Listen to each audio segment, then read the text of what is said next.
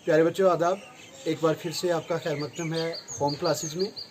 कल तक हम बात कर चुके हैं मुख्तलिफ़ मौज़ूआत पर। अब अपने मौजू को आगे बढ़ाते हैं।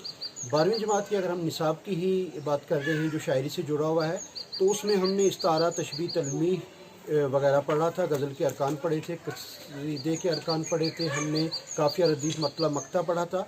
अब 3 या 4 ऐसी अहम चीज़ें हैं जो हमारे निसाब में भी शामिल हैं, और जब हम शायरी की तशरीह करते हैं उनके बगैर एक शेर की तशरीह नामुमकिन हो जाती है, अगर उसमें वो पोइटिक टूल या शेरी सनत इस्तेमाल की गई है। तो हमारे निसाब में शामिल है सनत तालील, जिसे हुस्न तालील भी कहते हैं, सनत तजनीस, उसके अलावा इबहाम, मुबालगा। तो आज की गुफ्तगू में हम इन्हीं मौज़ूआत पर बात करेंगे। तो सबसे पहले मैं आपको बताता हूँ कि हुस्न तालील क्या होती है। प्यारे बच्चों, हुस्न तालील की हम बात कर रहे हैं। तो हुस्न तालील होता क्या है कि ये किसी भी चीज़ की कोई शायराना वजह बयान की जाती है। क्योंकि जो भी बात होती है ना, हम देखते हैं कोई भी काम बग़ैर वजह के नहीं होता, उसकी कोई ना कोई इल्लत, उसका कोई ना कोई रीज़न, उसका कोई ना कोई कारण ज़रूर होता है। तो किसी चीज़ का शायराना जो वजह बताई जाती है, उसको हुस्न तालील कहते हैं। अब अगर आपने गौर किया हो तो मैंने लफ्ज़ इस्तेमाल किया शायराना वजह, यानी कि वो हकीकत की वजह नहीं होती। शायर या लिखने वाला क्या करता है कि किसी चीज़ की एक इमेजिनरी, तसव्वुराती वजह मान लेता है, उसको फ़र्ज़ कर लेता है, और जो हकीकत में उस बात की या उस काम का रीज़न या वजह होता नहीं है, लेकिन शायर ने उसको मान लिया होता है, और वो उसको अपनी शायरी में या अपने शेर में जब बयान करता है, तो इस सनत को या इस पोइटिक टूल को हुस्न तालील कहा जाता है। आपको बात समझ आई? यानी किसी चीज़ की वो वजह बयान करना जो उसकी असल वजह ना हो। अब मिसाल में देता हूँ आपको। जैसे शायर ये कह लीजिए कि फूल के खिलने की अगर वजह बयान करे, तो वो इसलिए कहे जी कि फूल तो इसलिए खुलता है कि उसको देखकर बुलबुल खुश होता है बाग में। अगर बुलबुल फूल को देखकर खुश ना होता हो तो फूल कभी खिले ही नहीं। लेकिन हमें पता है कि ये सही वजह नहीं है, फूल के खिलने के कुछ और कारण हैं। इसी तरह से एक शेर था कि अब जो पत्थर है आदमी था कभी, इसको कहते हैं इंतज़ार मियाँ। इसमें क्या किया गया है कि पत्थर बनने की वजह ये बताई गई है कि ये एक इंसान था जो बहुत देर अपने महबूब का या किसी बात का इंतज़ार करता रहा, और इंतज़ार करते करते पत्थर हो गया। लेकिन हमें पता है कि कोई आदमी पत्थर में तब्दील नहीं होता। लेकिन यहाँ शायर इंतज़ार को इस ढंग से पेश करना चाहता है कि उसने ये हुस्न तालील यहाँ इस्तेमाल की, और पत्थर बनने की वजह इंतज़ार को बना दिया। तो अब आपको बात समझ आई होगी कि जो वजह ना हो उसे बयान करना हुस्न तालील कहलाता है। अब ये शेर देखिए, एक मरसिये का शेर है। प्यासी जो थी सिपाही खुदा 3 रात की, साहिल से सर पटकती थीं मौजे फुरात की। आपको पता है कि सिपाही इमाम हुसैन अलैहिस्सलाम को दरियाए फ़ुरात या नहर फ़ुरात के किनारे यजीदी लश्कर ने रोका था। 7 मुहर्रम से लेकर 10 मुहर्रम तक उन पे पानी बंद था, यानी कि 3 रातों तक पानी पीने को सिपाह को, उस फ़ौज को मुयस्सर नहीं था। तो अब शायर ये कह रहा है कि जो फ़ुरात की मौजें हैं उसके साहिल से टकरा रही हैं, तो वो अपना सर पटक रही हैं कि हमारा पानी इमाम हुसैन की फ़ौज को मुयस्सर क्यों नहीं है।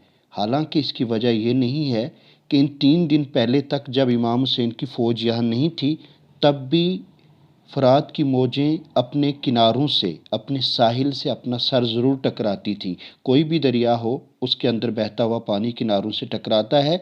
लेकिन यहाँ हुस्न तालील के तौर पर शायर ने इसकी वजह वो बता दी किनारों से टकराने की, जो उसकी असल वजह नहीं है। तो ये होता है हुस्न तालील।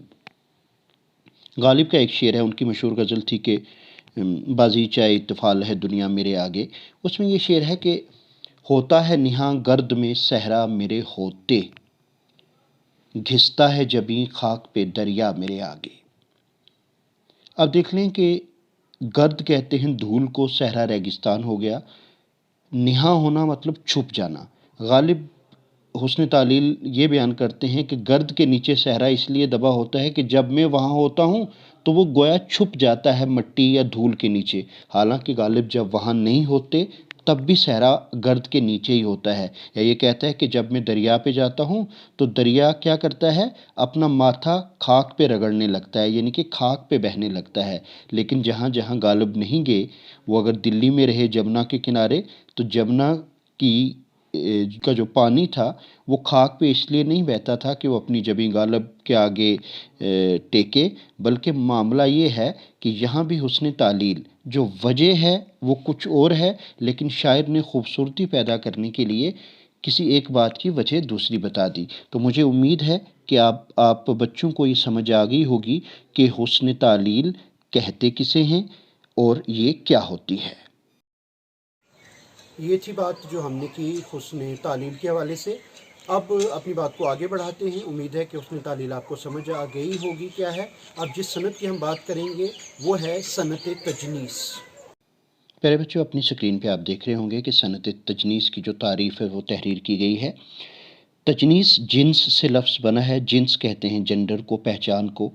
تو شعر میں دو یا دو سے زیادہ لفظ ایسے لائے جاتے ہیں جو ایک ہی جنس کے ہوں، یعنی کہ دیکھنے میں بظاہر ایک ہوں، ان کا املا، ان کے سپیلنگز ایک ہوں، لیکن ان کے میننگ الگ ہوں. یعنی کہ دیکھنے میں ایک جیسے ہوں، لکھا ایک جیسا ہو، لیکن میننگ ان کا الگ ہو، تو اس کو صنعت تجنیس کہتے ہیں. لیکن صنعت تجنیس کی دو قسمیں ہیں، دو اقسام ہیں. ایک ہے تجنیس تام، اور جو دوسری قسم ہے اس کی وہ ہے تجنیس مرکب. اب بات یہ ہے کہ تجنیس تام کیا ہے. اب تھوڑی سی بات اس پہ کرتے ہیں. ہوتا یہ ہے کہ شعر میں جب شاعر ایسے دو یا دو سے زیادہ الفاظ، ایک نہیں ہوگا اس میں، کم سے کم دو ہوں گے، دو سے زیادہ بھی ہو سکتے ہیں، لاتا ہے جو حروف کی نوع، یعنی کہ اس کی بناوٹ، تعداد، ترتیب اور حرکات و سکنات میں بالکل ایک جیسے ہوں مگر معنی میں مختلف ہوں. یعنی کہ ان کا املا بالکل ایک ہو لیکن میننگ الگ ہوں، لکھا ایک طرح سے جائے لیکن اس کے مطلب دو ہوں. اس شعر سے آپ کو بات سمجھ آئے گی. غالب کا ہی ایک اور شعر ہم کوٹ کرتے ہیں. یہاں آپ کی سکرین پہ آپ لکھا ہوا دیکھ بھی رہے ہوں گے، پڑھ بھی رہے ہوں گے. جاں دی ہوئی اسی کی تھی، حق تو یہ ہے کہ حق ادا نہ ہوا. اب دیکھیں یہاں دو بار ایک لفظ آیا ہے حق دوسرے مصرے میں. غالب کہتے ہیں کہ جان دے دی، اسی نے دی تھی. یہاں پہلا دی آ گیا میرا دینا، دوسرا دی آ گیا اس کا دینا. لیکن یہاں لفظ جو ہے جس سے تجنیس پیدا کی جا رہی ہے وہ لفظ ہے حق. حق تو یوں ہے کہ حق ادا نہ ہوا. حق کے ایک معنی ہوتے ہیں سچ، دوسرا ہوتا ہے حق جس کو ہم کہتے ہیں رائٹ، کہ یہ چیز میرا حق ہے. اب ہم اس شعر پر تھوڑا غور کرتے ہیں. دیکھیں حق تو یہ ہے کہ حق ادا نہ ہوا، کہ سچائی یوں ہے، سچائی یہ ہے. پہلا حق یہ مانا ہوا، اور دوسرا جو حق تھا خدا کا میرے طرف، جو اس نے زندگی دی تھی، تو میں اپنی زندگی میں اس کا حق ادا نہ کر سکا. تو یہاں تجنیس ہے، ایک لفظ جس کی پرننسیشن تلفظ ایک جیسا، جس کا املا یعنی کہ اس کے سپیلنگز، اس میں جو حروف استعمال ہوئے ہیں وہ ایک جیسے، حق حق. لیکن حق دو الگ معنوں میں استعمال ہوتا ہے، ایک ہی شعر میں استعمال کیا گیا. تو ایسی صنعت یا ایسا پوئٹک ٹول جب کوئی شاعر استعمال کرتا ہے تو اسے کیا کہا جاتا ہے؟ جی ہاں، اسے کہا جاتا ہے صنعت تجنیس. یعنی کہ ایک لفظ کو دو الگ معنی میں استعمال کرنا. آپ سمجھ لیجئے. ایک اور شعر دیکھیے. چمن میں کس نے الہی نگاہ ڈالی آج، جو کھلکھلاتی ہے گل کی ہر ایک ڈالی آج. اب دیکھ لیں پہلے مصرے میں بھی ڈالی استعمال ہوا ہے، دوسرے مصرے میں بھی ڈالی استعمال ہوا ہے. نگاہ ڈالی یعنی کہ نظر ڈالی، کس نے دیکھا. وہاں ڈالنے سے مراد دیکھنا ہے، ڈالنا ہے. لیکن دوسرے مصرے میں گل کی ہر ایک ڈالی آج، کہ پھولوں کی ہر ایک ٹہنی، وہاں پہلے مصرے میں ڈالنا اور دوسرے مصرے میں ڈالی سے مراد ٹہنی ہے. تو یہ بھی صنعت تجنیس ہے. اب آگے بڑھتے ہیں. وہ تجنیس تام تھی. اب تجنیس مرکب کیا ہے؟ مرکب کہا جاتا ہے جو ایک سے زیادہ ہوں. مفرد ایک ہوتا ہے تو وہ الفاظ، ایک لفظ مفرد ہو یعنی کہ سنگل ہو، اور دوسرا کسی ایک لفظ کا کچھ حصہ ہو، یعنی ایک یا دو حروف کسی دوسرے لفظ کے اس میں شامل ہوں، اس کو تجنیس مرکب کہتے ہیں۔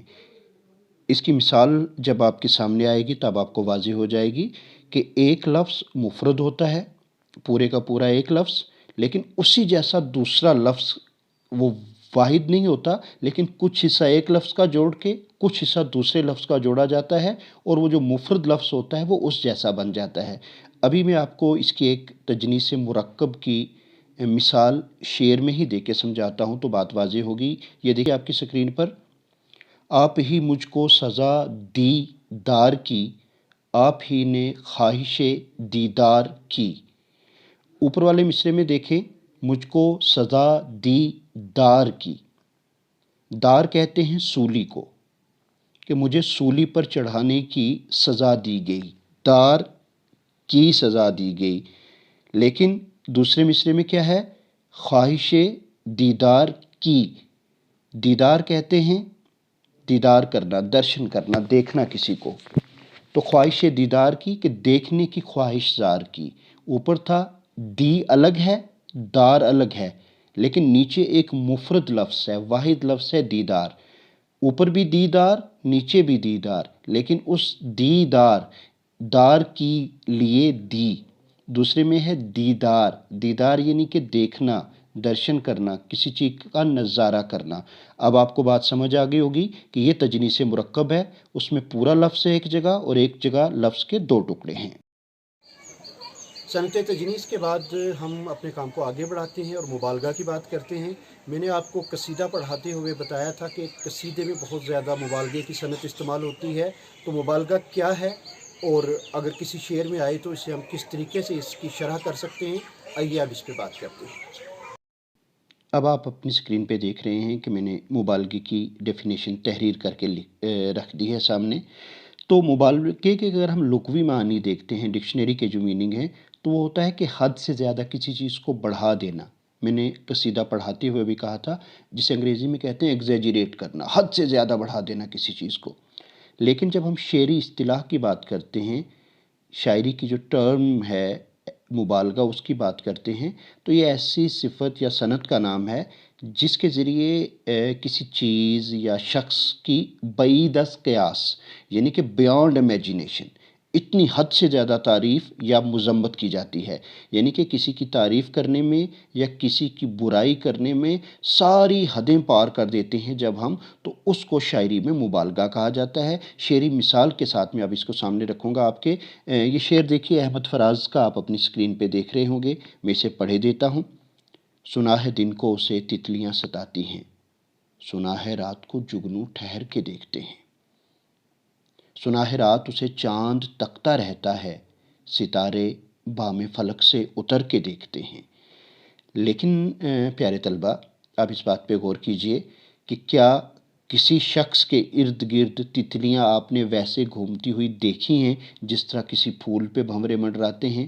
یا کبھی ایسا ہوا ہو کہ کوئی شخص آرام کر رہا ہو لیکن جگنو فضا میں تیرنے اڑنے کے بجائے رک جائیں اور اس شخص کو دیکھنے لگیں؟ یا احمد فراز کی اسی غزل کا دوسرا شعر جو میں نے پڑھا وہ کیا تھا؟ سنا ہے رات اسے چاند تکتا رہتا ہے، ستارے بام فلک سے اتر کے دیکھتے ہیں۔ تو کیا کبھی یہ بھی ہوا ہے کہ ستارے آسمان کو چھوڑ کر نیچے زمین پہ آ جائیں اور میرے شاعر کے محبوب کو بڑے پیار سے دیکھیں کہ یا خدا کتنا خوبصورت تو نے اسے بنایا ہے؟ ایسا حقیقت میں نہیں ہوتا، لیکن جب ہم اس شعر کو سنتے ہیں تو کتنا خوبصورت ہمیں یہ شعر لگتا ہے۔ تو یہ صنعت مبالغہ ہے، ایگزیجریشن ہے اس میں، لیکن اس کا فائدہ کیا ہوتا ہے کہ جب ہم اس ایگزیجریشن کو، اس مبالغے کو ایک ٹول کے طور پر اپنی شاعری میں استعمال کرتے ہیں تو اس سے شعر کا حسن دوبالا ہو جاتا ہے، شعر کا حسن بڑھ جاتا ہے۔ اب آپ کوئی یہ کہے کہ جناب اسے تتلیاں تنگ کرتی ہیں اور جگنو دیکھتے ہیں تو عجیب لگے گا، لیکن یہی بات مبالغے کے طور پہ جب شعر میں آئی تو شعر کی خوبصورتی بڑھ گئی۔ ایک اور مثال آپ کے سامنے پیش کرتا ہوں، یہ دیکھیے، کل رات ہجر یار میں رویا میں اس قدر، کل رات ہجر یار میں رویا میں اس قدر، چوتھے فلک پہ پہنچا تھا پانی کمر کمر۔ اس شعر میں شاعر نے کیا کیا ہے کہ اپنے آنسوں کے لیے مبالغہ استعمال کیا ہے کہ کہتا ہے کہ ہجر یار، یار کی جدائی میں کل رات میں اتنا رویا، اتنے آنسو بہائے کہ وہ جو آنسوں کا پانی تھا وہ چوتھے آسمان تک پہنچ گیا۔ کہا جاتا ہے نا کہ 7 زمینیں اور 7 آسمان ہیں، 7 ہیونز، تو کہتا ہے جو چوتھا آسمان ہے، اس آسمان سے اوپر اور 3 آسمان، وہاں تک پانی پہنچ گیا، اور وہاں بھی کتنا تھا کہ وہاں جو لوگ کھڑے تھے وہ کمر تک میرے آنسوں کے پانی میں ڈوبے ہوئے تھے۔ لیکن ہمیں پتہ ہے کہ ایسا حقیقت میں ناممکن ہے، یہ صرف اپنی بات کو مبالغہ آمیزی کے ساتھ شاعر نے بیان کیا ہے۔ تو یہ ہوتا ہے بچوں مبالغہ۔ ایک اور صنعت شعر ہے جو اکثر غزلوں میں، قصائد میں بھی پائی جاتی ہے، جسے صنعت ابہام کہتے ہیں۔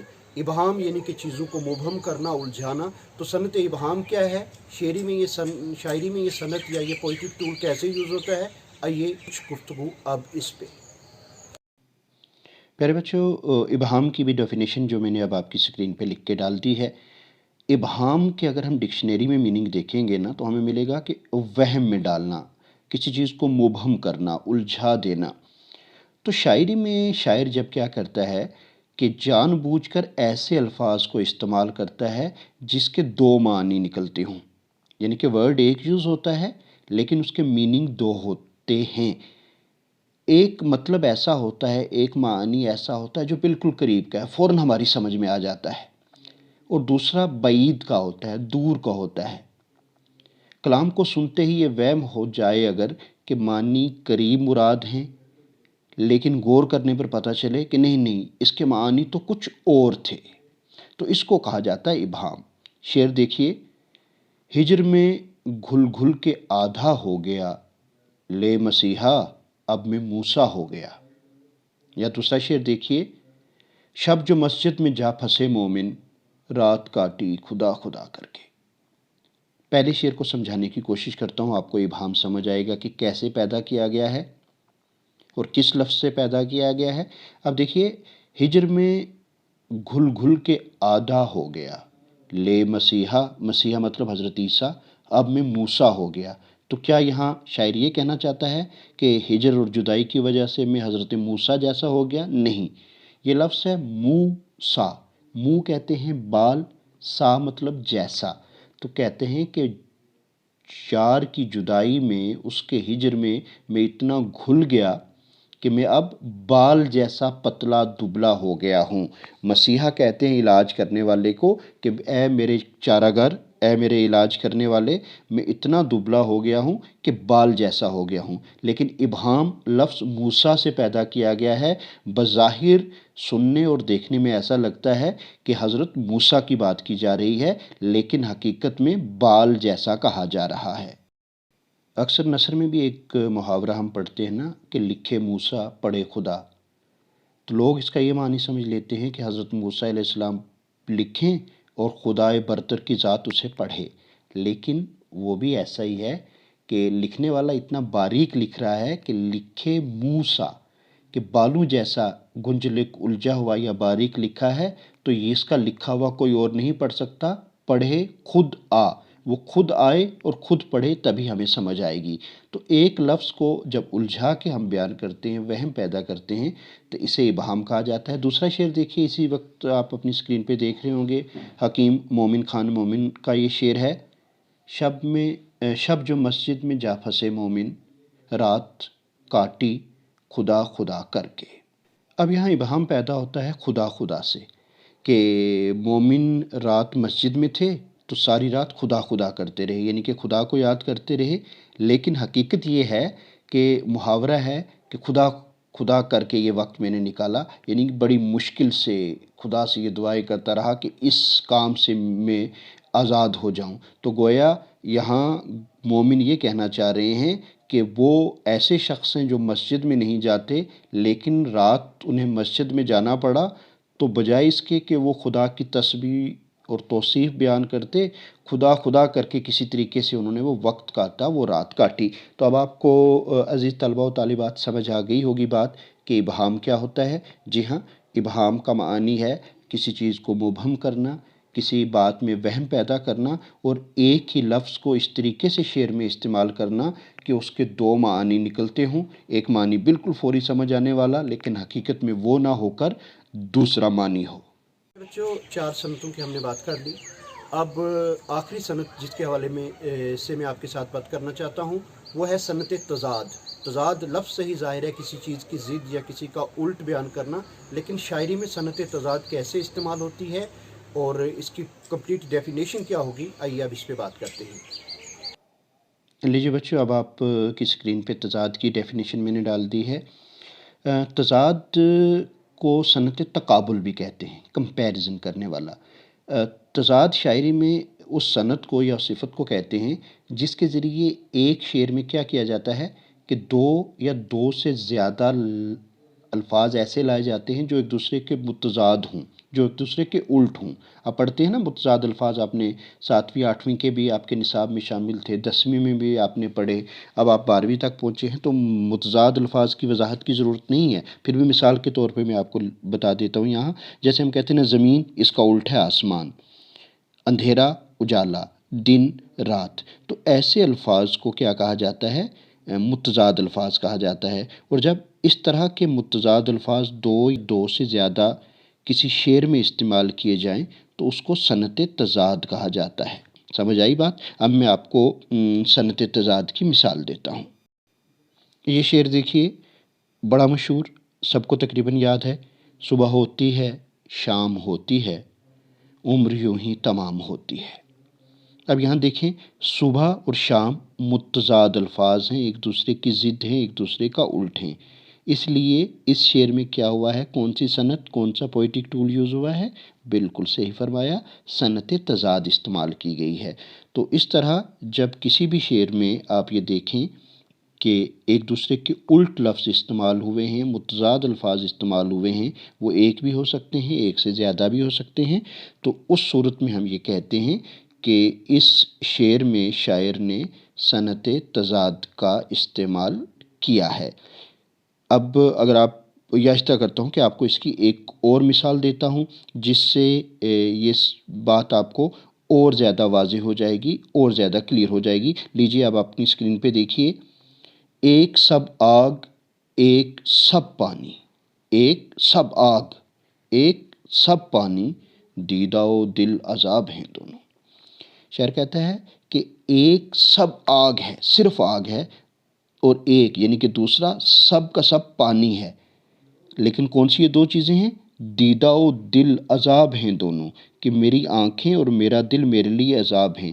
لیکن اس میں تضاد کیا ہے؟ آگ اور پانی۔ آگ کی اگر ہم ضد ڈھونڈتے ہیں، متضاد الفاظ میں تلاش کرتے ہیں تو ہمیں پانی ملتا ہے۔ تو یہاں بھی آگ اور پانی کو ایک ساتھ استعمال کیا گیا ہے، تو ہم یہ کہیں گے کہ اس شعر میں بھی جو شاعرانہ صنعت استعمال ہوئی ہے وہ ہے صنعت تضاد۔ عزیز طلبہ و طالبات، آج ہم نے مفصل گفتگو کی صنعت تعلیل، صنعت تجنیس، ابہام، مبالغہ کے حوالے سے۔ امید ہے کہ آپ کو ان چیزوں کی سمجھ آ گئی ہوگی۔ اب کل سے ہم آپ کے ساتھ پھر جب حاضر ہوں گے تو ایک اور اہم سوال جو تقریباً 8 نمبر کا ہمارے امتحان میں آتا ہے وہ ہے اردو زبان کا آغاز و ارتقاء۔ تو کل کی ہماری جو گفتگو رہے گی وہ اردو زبان کے آغاز اور اس کے ارتقاء کے تعلق سے ہوگی۔ اس وقت تک مجھے اجازت دیجیے، خدا حافظ۔